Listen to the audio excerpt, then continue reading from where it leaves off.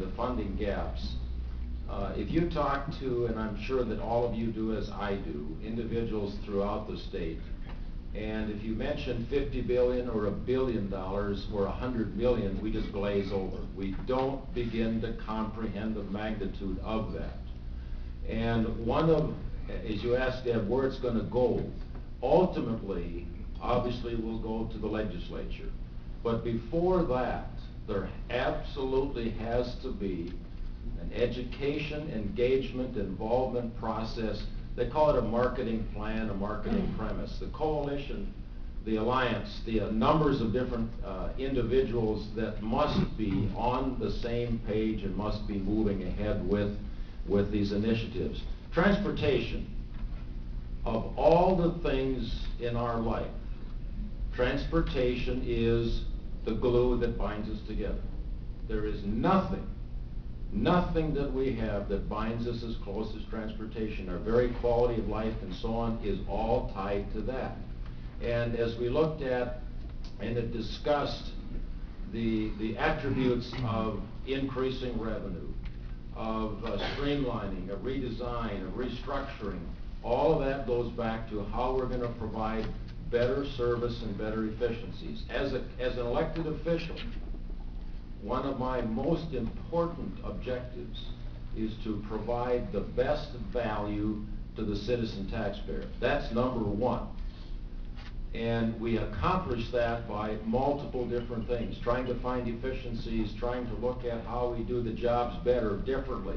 We've had multiple discussions at the TFAC committee and multiple opinions from a variety of groups of how to do that. And as it moves, ultimately the legislature will be addressing and hopefully passing some type of revenue. I will state very bluntly that whatever is presented must be a complete package. It has to involve a number of different aspects. Now that may be 2 or 3 or 4 revenue sources, possibly. But it also has to involve looking at how we're delivering and how we're constructing and how we're engaging in transportation. Transportation involves transit, airports, seaports, and everything. I'm not just talking roads and bridges. And I have learned a great deal over my 20 years from, again, Commissioner McLaughlin is not here, but certainly learned a great deal about the diversity and the multimodal aspects. We're going to conclude a little bit sooner than we had expected, about a month earlier as far as the process, and I truly hope that the beginnings of this committee is kind of the ending of the second phase. We've got to begin the second and third and fourth phases and move ahead. So we will have the report to the governor, and that will be, if I correct me if I'm wrong, Senator Dibble, that will be perhaps included in the governor's budget as that is being processed right now, and then ultimately presented to the legislature at that point. So again, there's multiple different tracks. Where's it going to go? It will be up to us. It isn't up to them, it's up to us. Thank you, Harlan. Senator Dibble, thank you for being here. Senator Dibble represents District 60, which is basically South Minneapolis and all the lakes area. So again, thank you. Senator, where do you see this whole TFAC going? Well, Harlan did a pretty thorough job, so I'll say Harlan, I think was spot on. The TFAC committee, the TFAC process, and the report, of course, will be finished up here in a few weeks' time.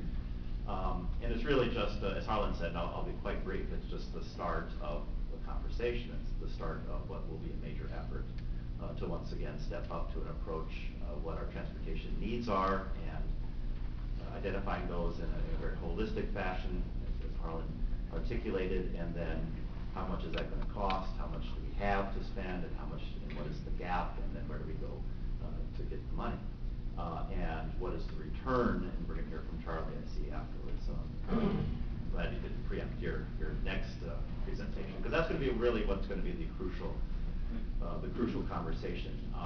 You know, rather than speaking about this whole subject in terms of how much are we spending, it'll be really important to order it correctly, which is how much do we receive, what sort of benefit do we receive in, you know, stark black and white dollars and cents, certainly in the form of economic productivity for our state, but also, you know, in some of the softer measures around quality of life and those sorts of things that do ultimately translate, of course, to dollars and cents in our ability to compete as a viable, high-quality place to live. The short version for the answer, this is simply the start. This is a report that will be submitted to the public and to the governor. The governor will take it under advisement, work into his budget recommendations, but it's really the launch of what's going to be a major legislative campaign, major legislative efforts, you know, the likes of which we saw in that multi-year process that culminated in 2008 veto override. Hopefully it won't come about as the function of a veto override. I don't anticipate that. But it's going to be about really pulling a lot of stakeholders in to step up and launch a major campaign, major effort. Harlan, you indicated that there's all different funding sources, and you see this menu of options of funding opportunities. How do you perceive the package moving forward as far as looking at all those funding sources versus all the different transportation modal needs? It all comes down to money, doesn't it? No matter how you face it here, it's money. We've identified, as Nick talked about on the back of the form there, some of the higher sources in a sense. And yesterday we had the scenarios of the gas tax, of increasing, of indexing, looking at sales tax on motor fuels, looking at perhaps expanding the sales tax base, looking at increasing, looking at a referendum, looking at a county board approved sales tax without going to referendum. That's one of the options that's on there. I think from a public standpoint, we need to clearly articulate what we're going to get by passage of, if it's 10 or 20 cents. You know, I was tickled pink. I filled last night. It only cost me $89 to fill the pickup when I was in Pine City last night. I was happy. That's the first time under $100 for a whole time. It was $3.19. I was ecstatic. And in 2008, when the bill passed, wasn't gas about $2.30, $2.20, something like that? How much of that went to roads? The increase? Nothing. None of that went to roads and bridges. From $2.30 to $3.20 to $3.95, other than the 3.5 cents for truck highway bonding and the 5 cents phased over 3 years, did anybody stop filling their tank up? No. I want to see, and I guess this is strongly me, whatever we put in the report and whatever is enacted, not say if, when it's enacted, is administratively simple, full well realizing that the vehicle miles are going down, we're driving less, there's less gas, as Nick pointed out, Margaret pointed out, the gas tax is being flat there. We're one of just a few states that has, we have the narrowest sales tax base of maybe like 5 or 6 states have a very, very narrow sales tax base. Maybe motor fuels tax, it kind of takes care of the indexing. Now, we did index the gas tax in the sense it took it 20 years to do it. It went from 2 cents and we added 8.5 cents, so a little behind the inflation. I'll just give an example that I think is poignant. First year I was commissioner in 1994, a snowplow was $125,000. Today it's $260,000. Asphalt was $19 a yard. On the first bids we opened was $19 a ton. The last bids we opened was $60 a ton. Last year in our county, Candidac County, the decrease in purchasing power is $300,000. Now that maybe doesn't sound a lot when you look at $7 billion for high-speed rail or $50 billion, but $300,000 is 6 miles or 7 miles of overlay. It's a lot of gravel. Are they small things? Yes. And yet they're major things when the road past my place is still the most important road in the county. Think of that. I mean, you heard it said before, and it's true.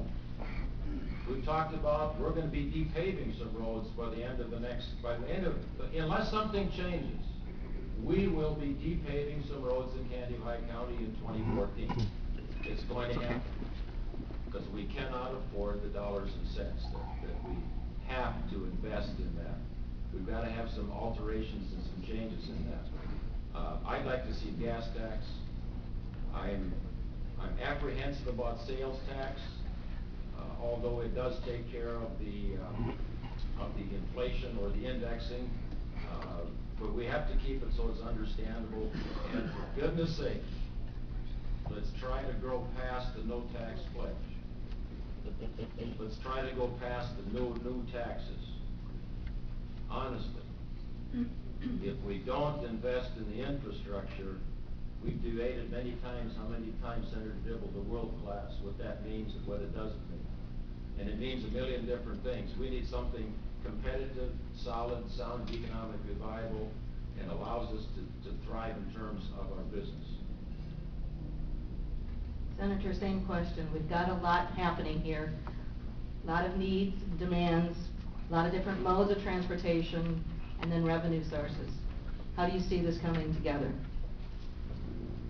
Well, I don't think there's any magic or any secret or any there are some new ideas out there, absolutely, and we need to take a look at those. But it's pretty clear as you do the analysis that the major freight is still carried by the major sources that we know of. We'll be able to do some more,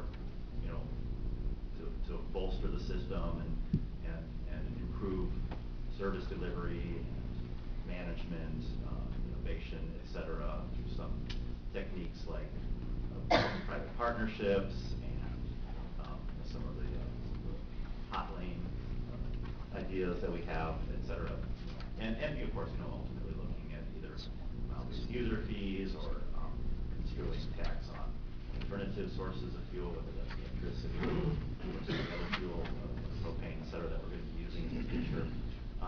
But absolutely for the foreseeable future, it's going to be the major sources of this. So about gas tax, license fee, sales tax in the metro area, property tax for transit capital, maybe operating transit taxing districts, fares, et cetera. So I don't think we're going to invent any magic new sources. And keep in mind, a lot of the stuff that we talk about in terms of new stuff is finance. It's not creating new money. Pay it back. So you absolutely have to create new sources, value capture, TIP districts, et cetera, working with local developers, contributions, et cetera. So it's going to be about putting together.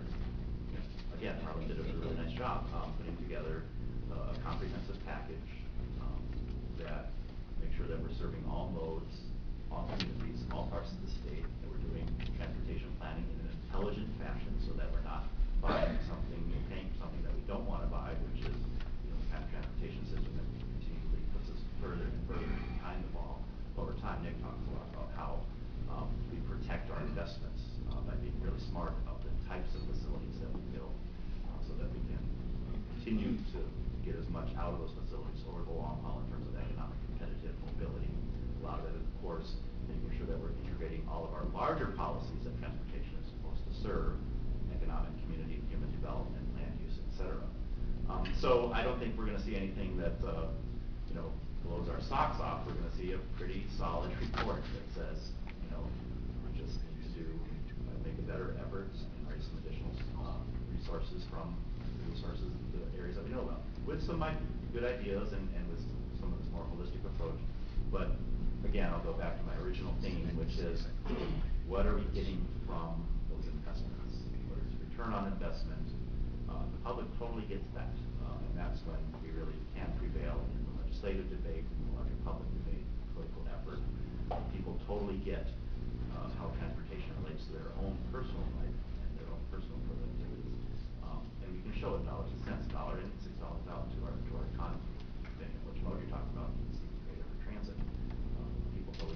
So we just need to sequence the conversation appropriately. So the challenge is upon us after December, January, when this is finalized and given to the governor and given to the legislature. How do we see this, and as far as bringing us all together to move this forward? All modes, rural, metro, major counties, small counties, we've got a lot of potential conflict here. How do we come together to be able to do this? I wish I had an answer to that, honestly. It is probably the ultimate question as how we have the multimodal, we have the urban, we have the suburban, we have, again, it's been called metro-rural. And as I began serving in 1994 as a commissioner, that was a very new concept to me, was metro-rural conflict. I had never heard of that before because I frankly considered it to be one state with differences, absolutely. But I did not recognize and did not understand that. And it did peak, and on issues it peaks and it valleys. And in 2006, 7, and 8, we made some significant education and some transitions where we had a variety of stakeholders, each with very specific and different passions, but it was put all together as a package. And everybody won. I do not like the statement where they said a good compromise is when two people walk out, then they're mad. No, a good compromise is when two people walk out happy, not ecstatic, but they walk out happy. And I think it's all how you phrase it and how you look at it. We have been told so many times that you have to give up something and you have to be unhappy for a compromise. Our attitude governs everything. That's my sermon, I know that. But as we look at the package and the marketing and how we're going to move this ahead, multimodal, the rural urban, I think we have to emphasize one thing, and that's 3 words, and that's quality of life. We have to emphasize quality of life. Without the rural transit, the last month that my father was alive, he would not have been able to stay at home. Without the rural transit, I physically could not transport my dad anymore. I could not do that. And I thank God every day for that cat bus that was able to come out once or twice a week. It was a fee for that. Yeah, great, that was a wonderful fee. And no problems whatsoever. But without that, my father would not have been able to stay at home. So I'm an advocate for rural transit. I've had the privilege of going through and taking the light rail and a few things in the metro area. Should have done that 20 years ago. And I'll use just a quick example what I think we have to, and I'll be quiet. I love this. I honestly do.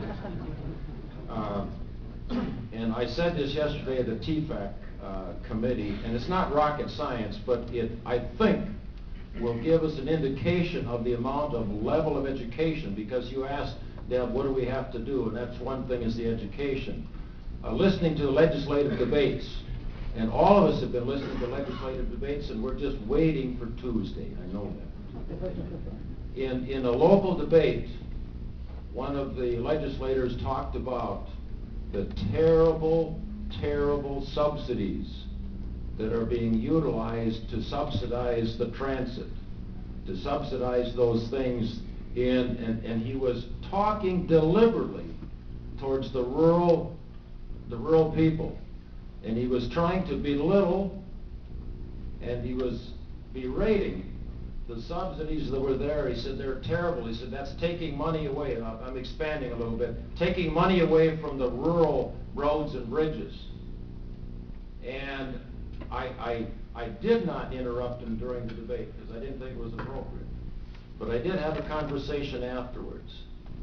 And I said, Representative, the subsidies are there. We are, as I have learned, I did not know this before the TFAC, the subsidies that we have in this state are some of the lowest in the entire nation.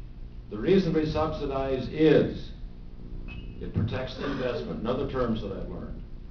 The second that we subsidize particularly on the average, the subsidy is a fourth of what it would be to build the road. We're subsidizing to protect the investment. And Dan Earhart is here, and one thing that I remember you saying, Dan, on the North Star, is that we could build one lane each way on 94, and I think at that time it was about $4.6 or $4.8 million per mile.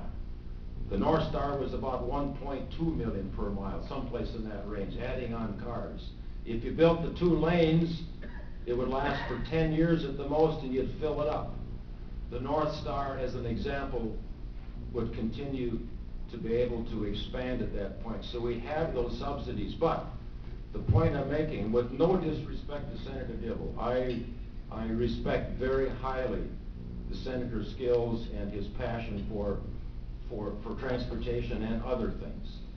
But we must, the point I'm trying to make, is we must engage and educate deliberately and diligently the people that are making those policy decisions, and try to discourage the type of negativism that is so permeating from that particular individual and others. You can't do this because our caucus does not want subsidies. Let's look at the whole picture and the facts before we make those decisions. That's our real challenge. Senator? Well, I don't, it's the magic of the legislative process and debate and compromise, making sure that, the folks who need to be in the room are all in the room and everyone's getting what they need out of the larger transportation bill. So that's the simple answer, of course. But, we've been here before, and we've done it fairly successfully, so I would look back to the model. It took us 20 years to get that bill, but, that's more recent history, and so maybe the lessons are a little fresher in our minds, and a lot of the folks who participated in crafting that leadership, a lot of the folks I'm looking at here, Jim Wampler, others, who were a big part of it. And it wasn't easy, and nor should it be.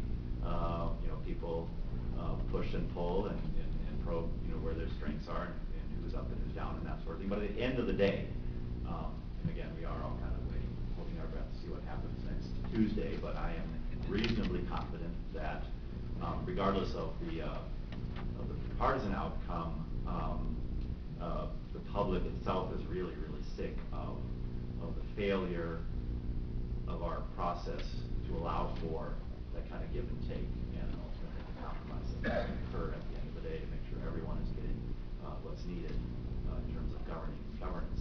So we absolutely start with the public, and that's what I mean when I say we're going to have to embark on and really contemplate the fact that we're embarking on a very, very large legislative campaign, and the fullness of what that means, engaging out in our communities and among our constituencies and stakeholders in order to bring that dynamic to the state legislature. And that's how we get to what we need to make sure that we're thinking about and accounting for local road needs. And that was an excellent conversation we had yesterday, because we kind of confine our conversation at the Capitol to the state effort, but the implications for the local effort are huge in whatever we do for transportation.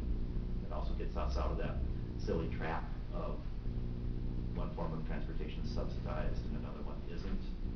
If you want to talk about nexus between the source and the use, a lot of general purpose taxes, as much as if you're measuring the local effort, general purpose taxes go specifically into transportation purposes. If you're talking about township, cities, and counties, it's property tax, and even some of the other sources of their general funds. So making sure that local needs are being addressed, making sure that those partners who maybe not have as large a political voice, rural transit, have access to those who can advocate and do have a larger, more powerful voice, and making sure that we're thinking about multimodalism, and we're thinking about, and again, it's going to be a broken record, really putting forward what are we getting out of what we're putting in, what are we buying, and what does it return to us, and we absolutely can get there. The public, of course, is way ahead of us. They always are on these transportation fights. They're willing to put down their money. They've demonstrated that with their votes. They demonstrated in spades if you do any sort of public opinion polling and research. We had the the Chamber's research yesterday that showed pretty overwhelming support for transit generally across the entire state. So, politicians who get up and start preaching about no taxes or subsidies or bagging on transit, they're talking to a diminishing constituency. Not to say that that doesn't have some political heft and power, but because, public opinion does not translate to policy outcomes at the Capitol. It's all about how effectively and with what competency you launch and manage to get done what you want to get done at the Capitol. This is a simple yes/no question. And let's see if you can, I can hold you to this. Okay. I heard that, I'm perceiving that you're stating that there needs to be an identification of a project or an infrastructure improvement or a transit line or something.